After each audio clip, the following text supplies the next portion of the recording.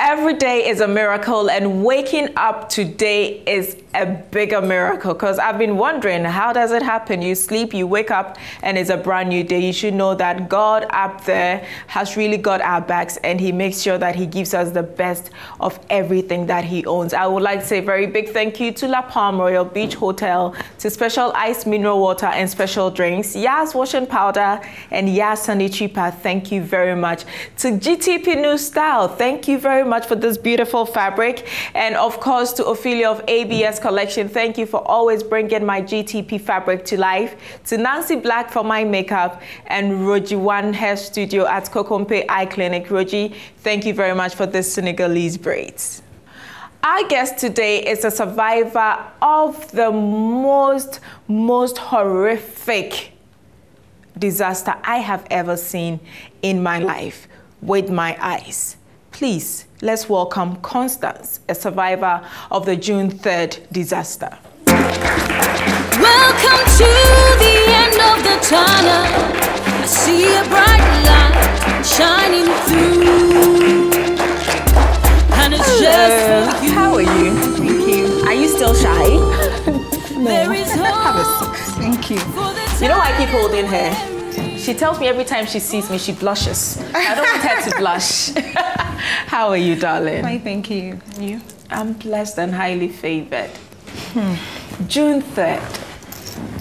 That morning when you woke up, can you give me your itinerary, what you did that day, June 3rd? Okay, I started work 1st June. Yes. And I was working for Primo Ghana Limited. And our office was at the GCB Tower. Okay. And I was going for afternoon shift from 12 to 8 p.m. So that very day, normal day for me. In the afternoon, I went to work. Did you pray in the morning when you woke up? No, I didn't. You know, at times prayer, God do. Because at times you wake up and... What has God done? You woke up, you didn't pray, you're telling me God do. At times you wake up and I don't know if it's forgetfulness or something, you just don't pray, but God just takes care. Yes. So you didn't pray? No. So what did, but you ate? I did. You took a shower? I did. You did other stuff in the bathroom? And you didn't pray? God forgive me. But at least she's being honest, isn't she? I think we have to give her a big round of applause. So when you went to work that day, well, it was a normal day, beautiful day. It was a normal day for me. I was in the office. Actually, I didn't even know it rained that day. I didn't know. So I don't know. I just had a funny feeling I should close early. So I closed around 7:45. And normally with the bank, they close the main gate around 4. So we use the back gate. Ghana Commercial Bank. Yes. So we use the back gates when you're on afternoon or evening shift. So I closed and I was going home. I got down, I got to the back gates and it was drizzling. It wasn't even raining. So there was this lady who normally sells food, Kinky. And we used to call her Mommy. So I met her and we were talking just on the street. Within 10 minutes, the place was half flooded. And I was like, what? 10 minutes? 10 minutes. It wasn't a heavy rain for it to flood that way. So she asked me to go to the storyboat and just opposite the bank. That she was going inside. She had a small boy. So she came back and she told me that, oh, where she is, the place is flooded. The water has entered the room. So she had to give her son to someone to go to Adaraka. So she came to join us and it was the water, I don't know, but it wasn't that day. I don't know if people, it wasn't. Was there a gutter? Yes. Odona, I don't know if you really know Odona, but Odona, anytime it rains, it's bad. It's very bad. So it wasn't the first time it was happening? For me, that was the first time. And I heard like it normally rains there, but the flooding, they had not seen such a flood before. Yeah, so there was just one-story building there. So we all had to rush to the first floor of the story building. And even the ground floor of the story building was even flooded. Oh. So we had to chalk the stairs with fridge and stuff.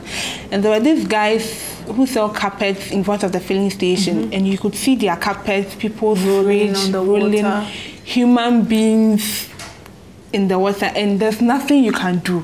You can't do anything, because even if you go inside to help them, you are part of them. People, cars, motors, and stuff like that. So around 9:30, 10. Were you not afraid? I was afraid. But you know, I called my daddy to come and pick me up around 8:30, and he told me that, oh, he was on his way to church, but because of the rain, he got back. So I should call my sister. My sister also works at EcoBank, so that we meet somewhere and we pick a taxi home. So he called back later, and I was like, there's no car coming. And the way the place is flooded, no car would even want to come. And mommy was also like, oh, me too, I can take some things, so I should just pass through the rain and come home. You know, like a normal motherhood. Yes. So I was just there, and he told me that, okay, then I should wait. If the rain goes down a bit, then I come home. And my phone too was running low, so I was talking to my boyfriend by then. He was keeping me company. He was even laughing at me that, I mean, I've not experienced flood before. What your feelings? He was telling me that, oh, me, I've not experienced flood before, so I should just look at it. So all I heard was boom, fire. And it wasn't from the filling station. Yeah, you were telling me you whilst you were on the first floor. Yes. You saw a barrel roll over the water. Over the water, and someone behind us. So the barrel came to pass right in front of you. Right in front of us, and people were like, "Hey, this barrel, it contains petrol," because you could smell it. Yes, and there were cars like I don't know, cars in the crowd. It's in the crowd. They were floating. Amen.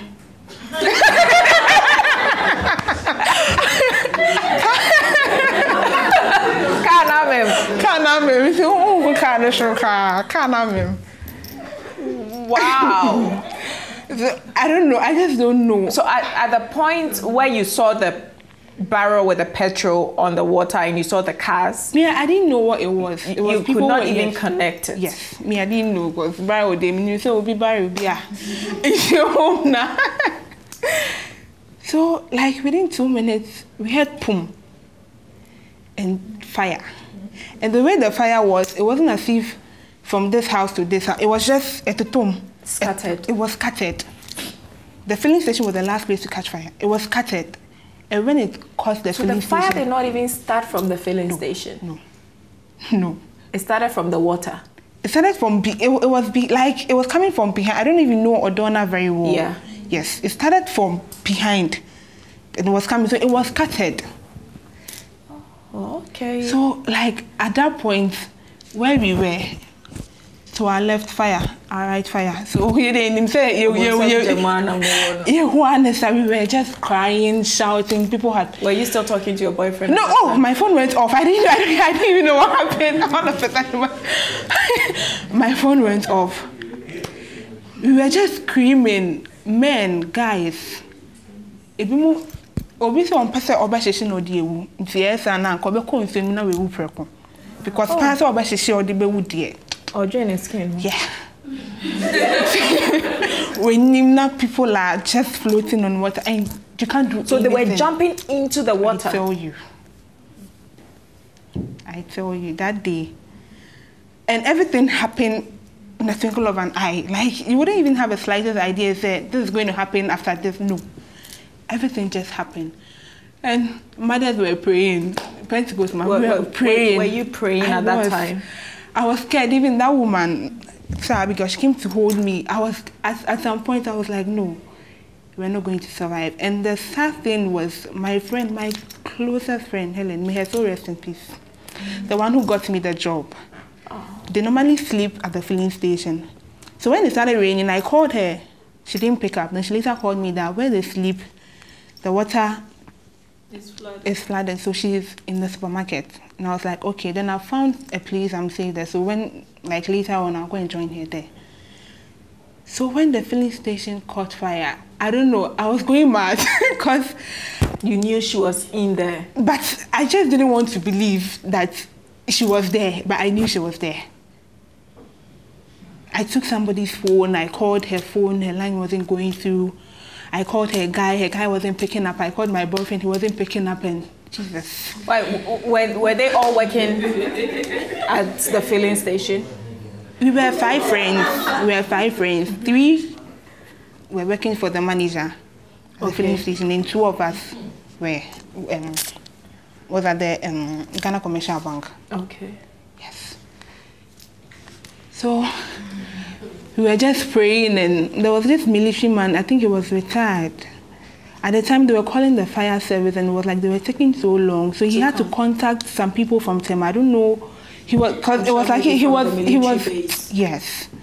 So I think they came there with helicopter or something. And when they came, they couldn't even locate us, because where we were, because of the fire, they thought. So through the night, you had helicopters? It was bad. That day we were standing there, like you couldn't even sit, because we were plenty. So Obiajinaho from 8 to 4 a.m. When the NADMO people came, they said because of where we are, they can't come and rescue us, so we have to hang on for the rain to go down a bit before they can do anything. Were you not hungry? Will you even be hungry? Or thirsty? You won't be hungry. So you kept seeing people die? Oh. When the fire caught the fuel station, yes, you saw everything. And where we were, you saw people struggling for their lives? Yes, we saw people struggling, and we could feel the heat. Like where we were, even behind the filling station, we could feel the heat from the filling station. I don't know if you understand. Like you could feel the heat, like I your skin and everything. So we were just praying. I was just in tears. I was just crying. People, mothers, men were crying. I mean, they're mad. At some point, I was like, oh God. Like, I just didn't know what to say again. So, at what time did you accept the fact that your friend had passed? When we were rescued, like they didn't even come for her. How was the rescue done? Okay. I want to know. After the NADMO people was down, came, I think they had to just after the filling station. There was this house. There was this story building. The place got burned, so they had to break the walls because there was no way through that side unless you walk in front a bit because before you can branch to the filling station. So they had to break the walls and connect a rope for us to walk. As we were walking, after 4 a.m., the water was here. When we were walking, there was this small girl around 7. I saw a Marie Cruz. I know Abeka. You know that time Marie Cruz was so a guy had to carry her because no maybe I would even we drowning. So when we came to the other end, there were some policemen. You used the rope. Yeah, we were holding the rope and swim walking. You could feel that you feel dead people. You feel you're stepping on. But there's nothing you can do because you yourself, you are not even fit to help someone. People were just screaming from the market. You know, when the fire caught the place, I think they gave a blackout. So you could hear people scream, but you don't even know where they are. The Jimmy, save me, this, that. Even where we were, we're not even safe. But I don't know if God just preserved us because where we were in the middle of fire. Like, to our left, to our right, in front, behind. Everywhere. I don't even know why our place didn't catch fire, frankly speaking. And there was a woman who prepares food there. She had to throw her gas into the water because she thought when the fire comes, the gas... So it was very bad. So when we got to the other side, the policemen would ask you if you want to make some calls and something like that. And because I'm always with my friend at the filling station, not knowing when my daddy was calling me and he didn't get to me, he drove to Circle. And when he realized the place was bad, he thought you were gone. I was gone. And I was also scared because my daddy was very straight. So I was thinking, at the time I was rescued, when I get home, my daddy would think maybe I went to a guy's place or something like that. So I didn't go home alone. And I think my boyfriend and my... to use it. I think he oh, we are no more now. So I think when he was calling me and I wasn't picking up, he came there with some couple of friends I had. So when a policeman gave me his phone to make a call, I called him and he was around East Cantonment Pharmacy. So they came to pick us. I wasn't even thinking about myself, I was thinking about my friend. Because she meant the world to me. She was more than a sister to me. She was more than a sister to me. My school, like, everything. She was more than a sister to me. She got me the job. She called me, Constance, where I am. I want to go to school. I don't have money. If you don't come here for money, what I will do to you? She didn't get the opportunity to further her education, so she took me as a kid sister and wanted to support you. She wanted to support me in everything I did. So I wasn't even thinking about myself. I was just asking of her, and my friends were just looking for her. They'll come, I asked them what's the outcome. They're like, they will find her, I should go home. I said, me, I won't go home. So I was there. And my boyfriend was like, please, I beg you, just go home, we'll find her. And I told him, say, they should take me home, because the way my dad is, if I'm to go home alone, I don't know what will happen. So we took a taxi with one other lady. We were 5, 2 died, and 3 of us survived. So with one other lady, we go home, and that was the first day I saw my daddy cry. That was the very first day. When he got home, everybody knew I was dead. They were just in tears. And when I go home and I got to the room, I could even smell petrol myself. My dress, like, I don't know, he was just crying. He forgot about, he was just crying and he was just thanking God. So I slept, I think, for some few hours. Thursday morning, I got up and I was just asking my mommy, my friend, and nobody wanted to tell me anything. So they sent me to a pharmacy. I don't know what they got for me. I got up Friday afternoon. I'm sure you're sleeping tablets. I got up Friday afternoon. Restoration. I'm still trying to understand this. When you were going on the thread, holding on to the thread, what was going through your mind? Did you feel like giving up hope? How was the whole rescue thing done? Like, we see people being rescued in movies and all of that. How was Ghana rescue done? Even when, like, I don't even know what to say. Like, the 911 people, they were even shouting. They were like, they didn't want to come to where we were. We had to, like, they were like,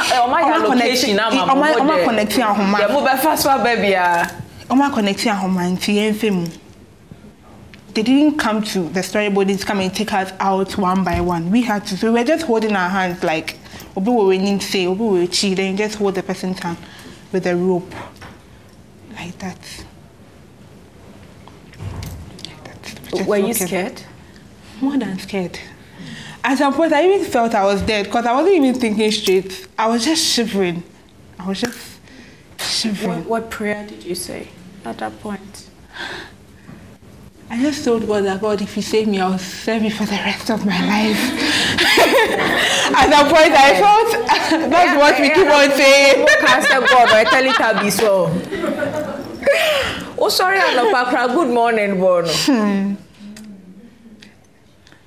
And even that day, anytime I wake up, I see my friend, but that day, I don't know, I didn't see her before going to work. Because I was late for work, so I couldn't even go to her place before going to work. So Friday, I took my phone in the afternoon. I called her manager. Her manager thought I knew she was dead. So when I called him, he was like, "Oh, Sister Helen, why ain't you there?" I screamed. That was it. I was outraged. I don't know what happened again. I was outraged. So, what's your mouth to make up your I was at Ridge Hospital, and I don't know what happened. I met the doctor there, Dr. Bray, and she told me that even they lost, I think, 2 or 3 nurses there, so I should. And all I could remember her say was my daddy should send me to either psychiatric or 37, because maybe if you were there from 8 to 4 a.m., 8 p.m. to 4 a.m., that means you saw a lot. I saw a lot. A lot. What did you see? You just seen someone floating on water for the first time, alone, keke. Should even scare you. You saw people burning? I didn't really see people burning, because like where I was, where the fire was, even if somebody would burn inside the house or inside the filling station. But after everything, when they brought all the corpses out, you saw it? Yes, when we were rescued and we came to the other end, you see dead bodies here and there, lying there. The papa no the whole like you can't do anything. Just in the street. So were you not scared, or was there any special thing done before you could step in the water? Nothing. I mean, to see dead bodies. Okay, they sprinkled this for me something into the water, because they were like, because the petrol was in the water, when we passed through, maybe something might happen to us. So they sprinkled some for me. I don't know what they sprinkled on the water. Yes. Before we could. Was that Nadmo? Yeah, that was Nadmo. Wow. I don't blame them, because where we were, it was very hard for them to locate us. But they went to the markets to rescue other people. But where we were, like... What shall I so? Maybe I should not get to look at that place. And I even want to say, maybe if I should know, it's just unsolved that very building. On your left, fire. On your right, fire. In front of you, fire. But just that building, behind you, fire. But that building, I don't know. I said, Yamini.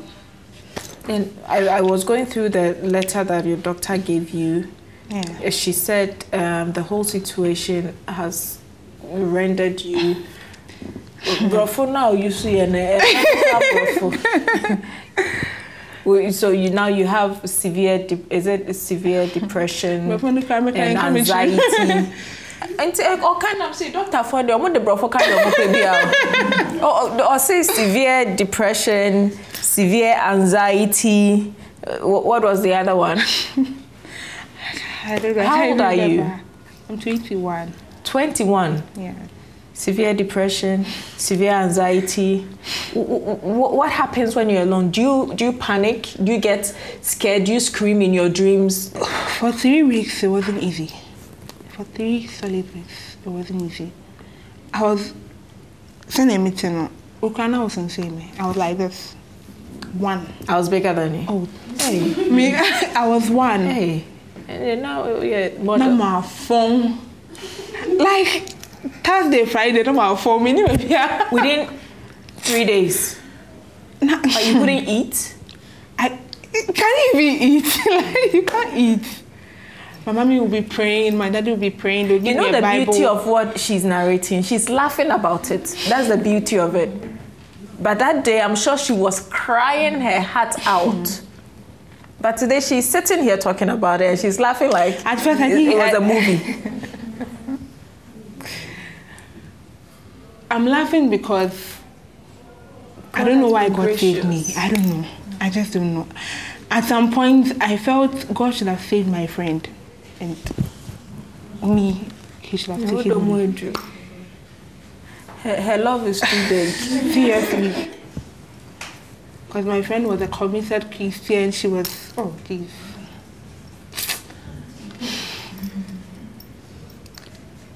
But you know, sometimes when people are too good, God takes them early. Because God does not want the world to corrupt them. It doesn't mean if you stay too long, it means you are bad. But that is what I've realized, because mostly very dedicated Christians, people who serve the church, people who love God, before you know, they go so fast. So God has his own plans. Our plans are not his plans. And maybe God allowed that to happen to open your eyes to see life from a different perspective. Or you don't agree with me? I do.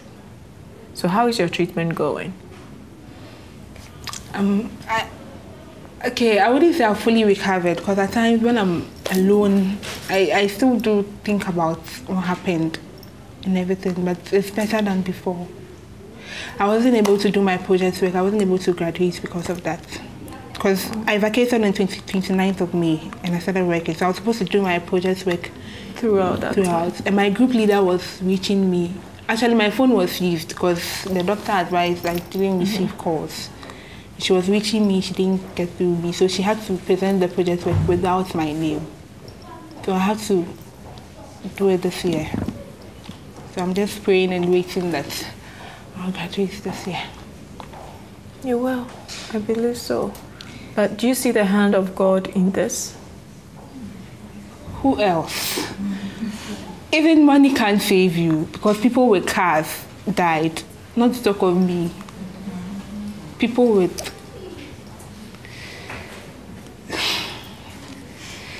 that day, I don't know, but you would never wish to have a second, third June. It was terrible. It was very bad. I didn't even get burned. How much more those I was who got going burned? to ask. She didn't get any burns. Nothing. When I got to Ridge, the doctor was like, she sent me to psychiatric or 37 because maybe I did not go read there.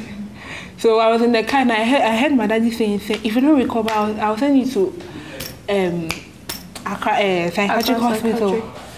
And then your kind of meet you. I wasn't like. You were just lost. I was just lost. Why do you think God saved you? Why God saved me?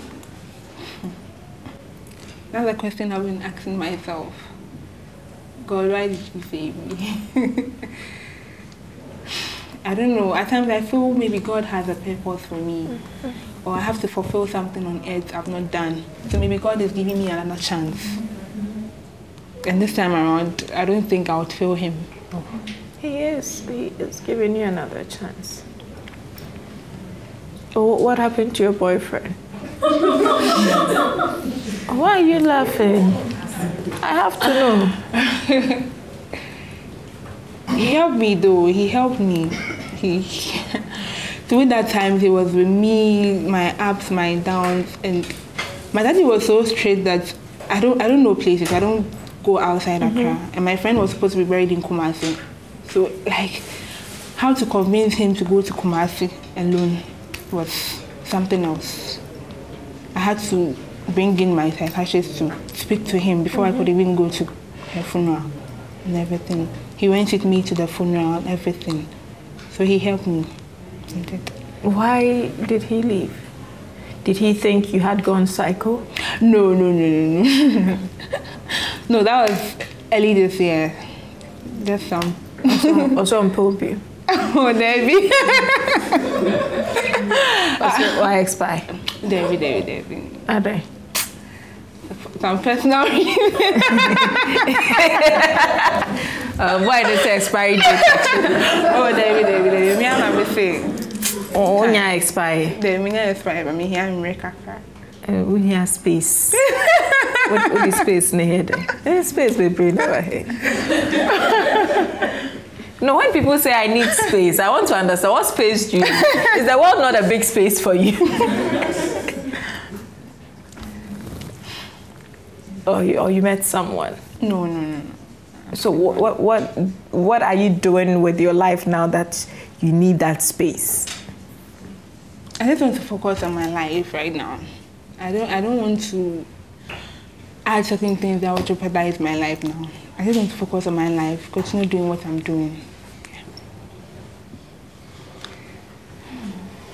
I made her laugh. Focus on your life now.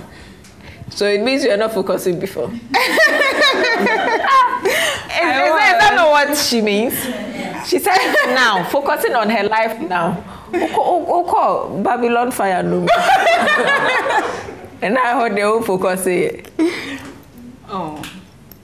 You know, at times you just need to be alone to be able to fulfill certain things in your life. I like. restoration. So now, how is your prayer life? I'm not perfect, but it's okay. Do you pray every morning? Not every morning, but I pray. Hey, I pray. She's a true Israelite. No, I'm someone, I don't believe in praying for people to see. So at times my mommy even tells me, you cry, do you even pray? Like at times we go to church and they are breaking and binding and I'm standing there and praying in my house like, I don't believe in praying for people. You believe, yeah. I believe in prayer. At times I can be there and be praying in me. Yeah, even the Bible does not like the prayer that you pray and everybody is hearing what you're saying. So people might think maybe I don't pray, but I really do. But in the morning, when you wake up. No, when you say prayer, it doesn't really mean go to your bed. Yes, it's not. I'm not talking about the kabos, kate, kabos. No, that's not what I'm talking about. I'm talking about having a morning devotion with your God. I wouldn't say the morning devotion, but I do pray. You do pray? Yeah, I do pray. It's very in the morning. Because when we wake up, God gives us every day, and every day is beautiful. Yeah. However, you don't know the challenges that come with the day. So before you step out, you have to try. Sometimes you might even forget to do it right when you wake up because sometimes you're running late for school or for a meeting. Yeah. But the moment you step out and you sit in the car, it should always connect. See, God loves you. Yeah, God loves me. More than love. Yeah, more than love. He loves you so much because it's not easy for God to trust anyone with life. Life is a very precious thing. So if you wake up every day, it means God is trusting you with life. And you have to take care of life. So I know we're all going to really learn from all that you have shared with us today. And we'll start looking at life from very different perspective and appreciating that if you have today, you have enough to be thankful for. So how is school? I'm doing my service now. You're doing your service? Yes. I did diploma, Advanced Ghana Savings and Loans at Newtown. Yes. I did diploma, so I just needed my certificate to further, but because I wasn't able to get it last year, I'm working on it this year. You'll get it this year, trust me. And for the first time, I wanted you to share your story because all the stories we've heard of June 3rd are so sad and they all have very sad endings. This was one of the stories that was sad but had a happy ending. And I just wanted us all to know that as bad as most of the situations were, there were also some very good situations during that time. So I think we have to give Constance a very big round of applause for coming to share.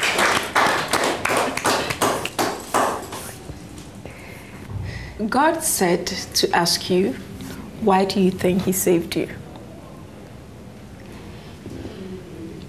Oh. Why do I think God saved me? This is a big question. I think God saved me because he wanted me to fulfill the purpose for which he brought me to this earth. And what purpose do you think that is? To spread the word, to believe in him, to have faith in him, which I do. I really do have faith in God. I don't really speak it, but I do have faith in God. At times I'll be going through certain things and I'll just be like, oh, this one there. Like the way someone would speak it for you to know, I'm just calm. Like, but in me, I believe God is going to do it. As well. And he has been with me throughout. It wasn't easy. At the hospital, you get people coming. My daughter is missing. I can't see my daughter. I can't see my son. I can't see my wife. And they found you. I was found. My friend was by luck before they found her.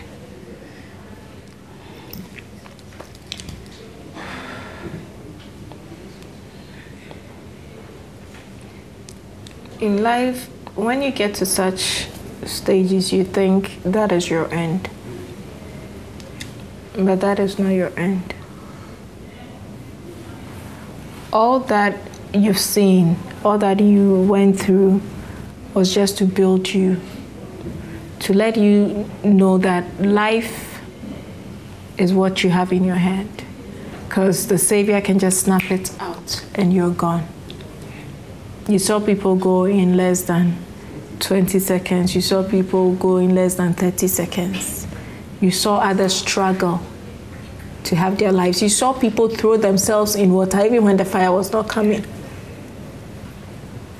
So it tells you that you have to live purposefully. You just don't live because life is there. And if you trust in God and believe in God, He takes control. And the reason I kept asking you about your prayer was because He didn't need you to pray to Him before He would save you. He did it because He wants to do it. He didn't need your permission to save you. Because people were praying more than me that day. People were really speaking in songs. I was like, really? But He saved me. I'm sure those who got burned, they were also praying. Yeah. Those who died. Everybody prayed. Yes. That day I was stuck in traffic for about, let's say, 7 hours. We left the office, we were trying to use N1. N1 was blocked. They said cycle is west. It was, I'm still flashing back that day. We got home, I think almost 3 a.m.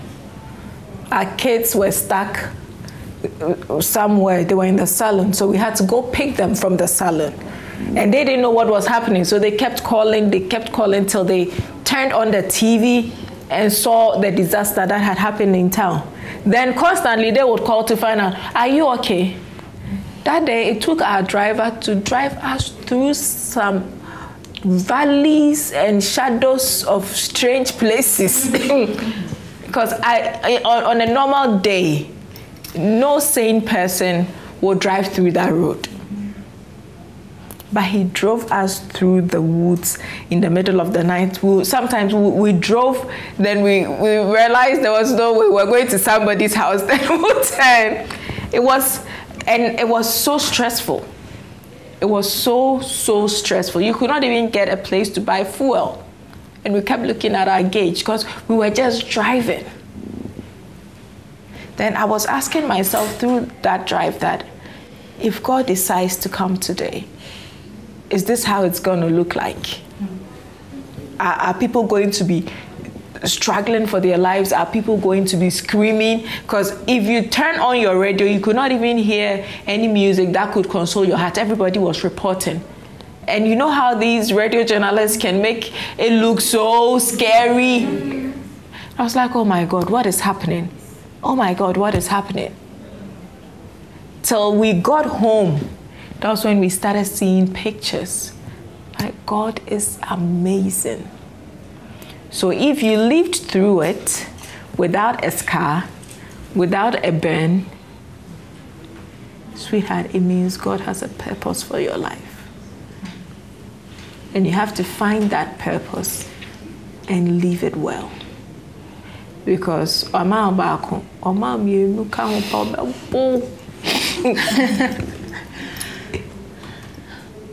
so just stay focused and live a very purposeful life, okay?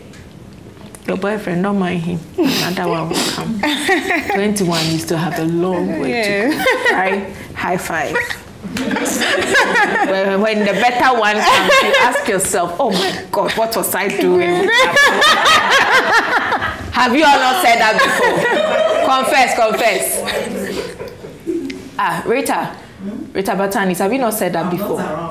You're not around. Maslin, have you not said that before? No. Oh.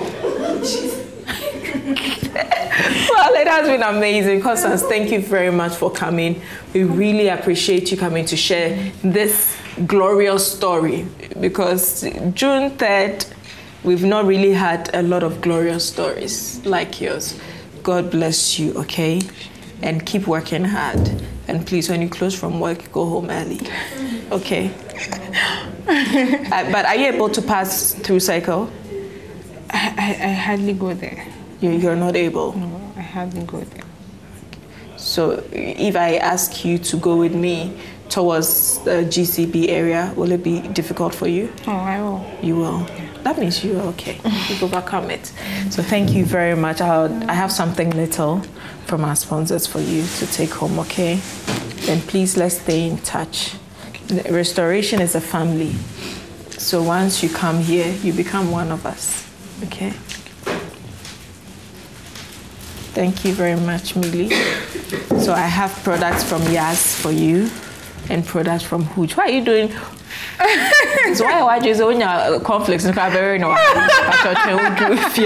Saying a very big thank you to our sponsors, La Palm Royal Beach Hotel, Yas Washing Powder and Yas Sanitary Pad, Hooch Corn and Choco Flakes. Thank you very much to GTP New Style. Thank you very much for this beautiful outfit and special ice, mineral water and special drinks. Thank you so much. I would also want to say a very big thank you to Nancy Black for my makeup, Roji Hair at Darkoman Kokompe Eye Clinic, Jemima, thank you very much for my hair, and Ophelia of ABS Collection, Danceman Zodiac, thank you very much for my outfit. And always do remember, you can do all things through Christ who strengthens you. See you next week. Come to the end of the tunnel, I see a bright light shining through, and it's just for you.